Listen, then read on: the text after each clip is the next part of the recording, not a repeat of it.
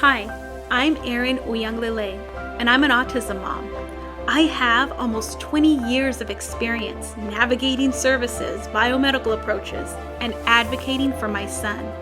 Through all of this, I've had so much personal growth and learned about the power of perspective. My intention on this show is to share ideas, build community, and remind you that you aren't alone on this journey. And maybe even help you see more in your child and yourself. So let's do this. Let's grow through autism together. Hi, welcome to Growing Through Autism. I'm Erin, and I am so happy and so grateful that you're here with me today. My son Noah, he's 17 right now. He's going to be 18 in just a few months. And I feel like I'm starting to see a bit of a shift in him. He's definitely been showing me signs that he wants to do more things on his own, things even without me there or maybe his dad there, but with other people. And it makes me reminisce and kind of think back to when I was that age and how did I feel? And I think I did feel a lot like that, where I wanted to be able to experience things on my own without having to be supervised, and maybe doing things more on my own too, like not always depending on my parents or my older sisters to kind of help me out or guide me all the time. If I needed to make mistakes, then even though they're uncomfortable, like I can make them, like I'm learning, I'm growing, I'm doing better. And I feel like I'm really sensing that from Noah. I'm not sure if you have kids who are similar in age or maybe that have been that age and you kind of know what I'm talking about. But yeah, it's just an interesting time. It's definitely a time where I have to think about letting go a little bit, which is hard, because that's my baby. But it's definitely something that's exciting too. It's an exciting time of life, that transition from childhood to like actual adulthood. And so I just want to do everything I can just to support Noah through that. So my intention for our conversation today is to get you thinking a little bit more about how you can support your loved one through this kind of transition to create more agency and autonomy, more independence, just depending on whatever that looks like for your family. Sometimes maybe it's one or the other, sometimes a combination of both. Maybe it might be helpful to define what each of those mean. So when I think about independence, I think about somebody being able to do something where they don't need any help or any kind of support from anybody else. It's just completely them on their own doing their thing. So agency and autonomy are two terms that go hand in hand to basically say that somebody has the ability to make decisions over their own life. And just depending on what your situation is, independence might not always be possible in every situation, because maybe somebody still needs support in getting dressed or preparing meals. And I just want you to know, just because somebody may need help with something, it does not take away their value at all, because there's all moments when we need help. Every single person, we're humans and we're designed to be in community and to thrive together. And so if full independence maybe isn't something that's possible right now, then I think that's okay. I think still being able to feel like you have some level of control, some autonomy over your life can be really empowering. So when I think about how I can do this for my son, I always start with just talking to him about what I'm thinking about, ideas I have, things I'm learning, maybe different perspectives, why I want to do something, why I'm learning about something, or even why I don't want to do something. Things feel better to me when I'm communicating with Noah, all of those things. I think it really shows him that I respect him and I value him. And that's something that's really important in our relationship. I really want him to know that I do respect him and value him and I see him. And I want to help him have the best quality of life, to be able to experience all the things that he wants to. And so I think communication is kind of a foundational piece. I might over communicate a little bit, but I'd rather it be more clear that he knows what I'm thinking and where I stand versus making assumptions, because that's where things can get kind of tricky when you make assumptions about something or there's questions to be answered, right? So I always start with talking and sharing. And if I think about one of the biggest, I don't know if approach is the right word, but the things that I've started to do is to take a step back. It can be hard for me because, as a mom, like, I love my son. I want to do all the things.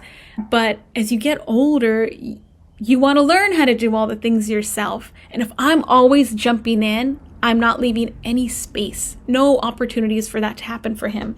And so I've really, especially over like the past couple years, really started to become aware of how quick I do jump in, and really have focused on trying to be intentional about leaving space and giving him opportunities to try however he wants. And I have to also remind myself that maybe the way that he's going to do something, it might look different than how I envisioned it. And that's okay. That's totally okay. My Noah is an out-of-the-box thinker, and I love it. And there's so many things that maybe I envisioned one way, but then they happen in a different way. So I can give you an example of a time that happened. So this past weekend, we just went to Speller's Camp, which is awesome, by the way, autisticallyinclined.com. You can check it out. It's a 3-day camp. It's so good. One of the things that we were doing, we were trying to do some purposeful movement, having our spellers practice moving their bodies in intentional ways, because apraxia affects a lot of our kids. And so one of the things that they were going to do was touch their toes. And so when you think about somebody touching their toes, or at least when I think about someone touching their toes, might be standing up and they bend at the hips and reach down and touch their toes, right? That's what I envision. So me and Jay, one of the staff members there, were there supporting Noah, trying to help coach his body to getting down to touch his toes. And so we're like, okay, no, we're going to touch our toes. And we leave space, right? We talked about leaving space and giving opportunities for him to try. And you see him stop, and he's thinking, and he bends like just a little, like leans a little forward. And you see him looking at his toes, and like you see the processing happening. And then Jay's coaching him up. Okay, think about bending at those, like hinging those hips. So bend your body in half to reach your arms down. Coaching what he's going to do with the body. He can visualize it. He can focus on the areas, right? Get him in place. This boy, he's working. And then he stands up and he like flicks his foot up and touches his toes like this. And then he's on his way. And it was like the best thing, because he touched his toes. We were not clear. We were not specific in what that was supposed to look like. We just said touch them. And when his body wasn't cooperating and getting it to bend over to touch them, he found another way to make it happen. And that's just like such a prime example of Noah, like, okay, if this is the goal, you didn't give me details how to get there. So I'm going to go here and here and here, and then I'm going to get there. Or I'm going to forge my own path. That's my boy. Another really big thing for me to remember is I allow space and I allow time. For Noah, it can be challenging just initiating, like getting started to do something. But a lot of times I can see his mind working. I can see him like almost like coaching himself internally to do whatever it is. So I try to give a little bit of time for him to do whatever he's going to do. And if it seems like he's stuck or maybe he needs a little support, then I try to jump in and offer support. And I'm not perfect at this. I still jump in way too early a lot, but I'm more mindful and I'm getting better and better all the time.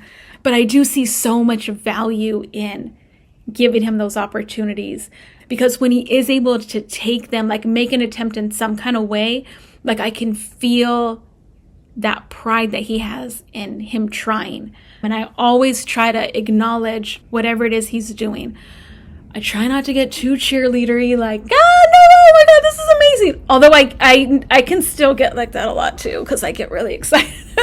So I'm also trying to tame that part of myself down, because I think sometimes it's helpful to like keep it low so he can sustain and do whatever it is longer. But yeah, just acknowledging like, wow, I just gave you an opportunity to buckle your belt yourself, and you did it. Like I saw each step, like you did. I didn't help you at all, Noah. That was all you. That's got to feel really good. I don't know. That might be something that I say, but it feels really good. And even though it feels kind of like I'm taking a step back, it's not really like a step backwards. It's just a pause, like space, allowing space. Because if I'm always filling the space, he never has the opportunity to come in. And so I'm opening up that space for him to come in and to just grow, right? And so I guess that's kind of how I'm kind of thinking about things. And even when things might get a little tough, like if he's starting to get dysregulated, a lot of times if we're at home, I try to not jump in right away. As long as it's not too intense or too escalated, I try to give him an opportunity to find ways to regulate himself, to calm down himself. And so the times that I do step in, and even leading up to the time before I even give the space, I guess, when he was a little bit younger, when I am helping him to regulate, I'm also trying to think about, I want to help him learn how to coach himself through this thing. It doesn't always have to be dysregulation. It can be through any task, just kind of like modeling and sharing like, okay, if I'm doing this, this is how I'm thinking about it. This is what I'm telling myself, like, oh my gosh, I know I feel a little stuck. I'm getting frustrated, but I got this. I can do this. I've done this before. If I can do this with help, I can do this on my own. Maybe drawing attention, like if it's a movement that we've got to do, to focus attention like on specific muscle groups. Okay, if I want to push my arm forward, it starts at my shoulder, and I move that, and then from my elbow and my arm, and just kind of breaking things down, giving that language to push through, to persevere. And I'm always reminding Noah that anytime something's hard, it's an opportunity for growth. And the only way to get to like that thing, to achieve doing that thing, is to go through that hard part. It's the only way there. And it's uncomfortable, but then when you get on the other side, it feels so stinking good. So I talk to him about that, and I remind him about that. And I try to model that myself as much as I can when I'm working on something. And he's kind of there, kind of watching, not watching, but he's always watching, right? Listening. I try to just model how I would want him to talk to himself, and so how I'm working through it. I'd love to challenge you this week to start thinking about how you can give your child more agency and autonomy over their life. Maybe think about a specific area or activity where they might be able to have a little more control, make some decisions within that activity or the task. Maybe if they want to do it, maybe if they want it done a certain way, if they're able to communicate maybe what they imagine it looking like or what they want out of it, just some kind of decision, so they feel like they have a say, they have a voice, and it matters. It's so, so important to feel like you matter, and we want our kids to feel like they matter because they do.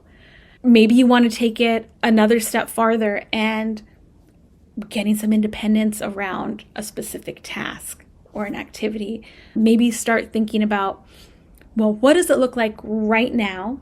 Before I try to change anything, what does it look like now? Okay, and where are the breakdowns or where are the challenges within that task or activity? Okay, and how am I responding now? How am I showing support now?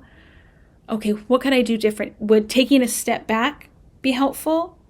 Or maybe modeling how it's done, maybe modeling how it's done and me verbally coaching myself through it so they can see what that looks like, that internal dialogue can look like.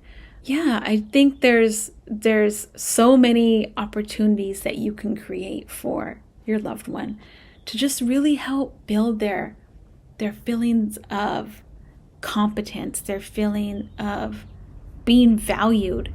I think that's so important for each and every one of us, including our kids, right? And so, yeah, just think about it. And if you can, it would be so cool if you could share, like if you try it out. Anything, no matter how big, how small, if it's agency autonomy, if it's something with independence, like what is that looking like for you?